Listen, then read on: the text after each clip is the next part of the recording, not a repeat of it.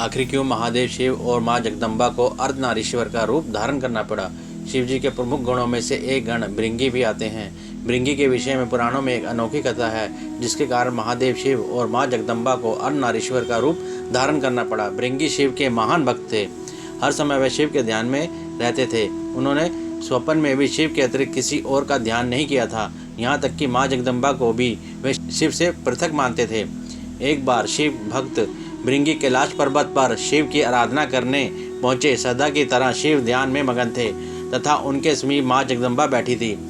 शिव प्रेम में लीन भृंगी का साहस इतना बढ़ गया कि उन्होंने माँ जगदम्बा को शिव से अलग होकर बैठने का अनुरोध किया ताकि वह शिव की परिक्रमा कर सकें।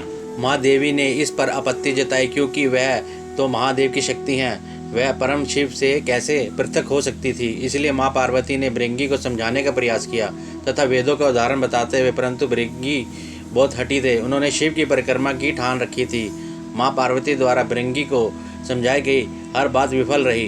उन्होंने शिव की परिक्रमा पूरी करने के लिए सर्प का रूप धारण किया और शिव की परिक्रमा करने लगे।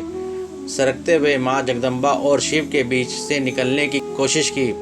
उनकी इस बेवकूफ़ी से भगवान शिव के ध्यान में बाधा आई तो उन्होंने अर्धनारीश्वर रूप धर लिया।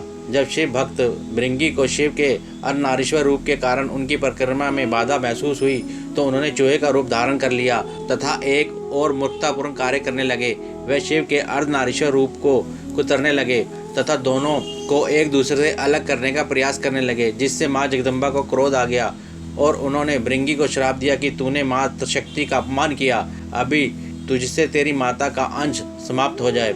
इंसान के शरीर में हड्डियों और पेशियों के पिता से मिलती है, परंतु मांस और रक्त माँ से मिलती है। अंत तत्काल भृंगी के शरीर से रक्त और मांस अलग हो गया। उन्होंने भयंकर पीड़ा से गुजरना पड़ा। इस पीड़ा की वजह से भृंगी को मातृ शक्ति का महत्व का ज्ञान हुआ तथा यह ज्ञात हुआ कि माता पिता दोनों ही पूजनीय होते हैं। माता को भृंगी पर दया आ गई और उन्होंने उनकी पीड़ा को समाप्त किया। जब माता अपना श्राप वापस ले रही थी तो भृंगी ने उन्हें रोका और कहा कि मुझे इस तरह ही रहने दें ताकि मैं अन्य जीवों के लिए उदाहरण बन सकूं, जिससे कोई फिर से मेरी तरह भ्रम में ना पड़ माता पिता को अलग ना समझे।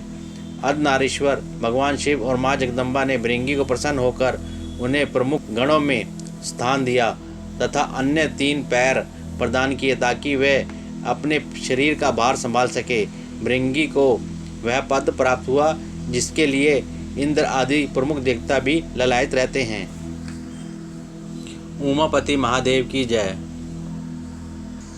दोस्तों, अगर वीडियो आपको अच्छी लगी हो तो लाइक कमेंट जरूर करें।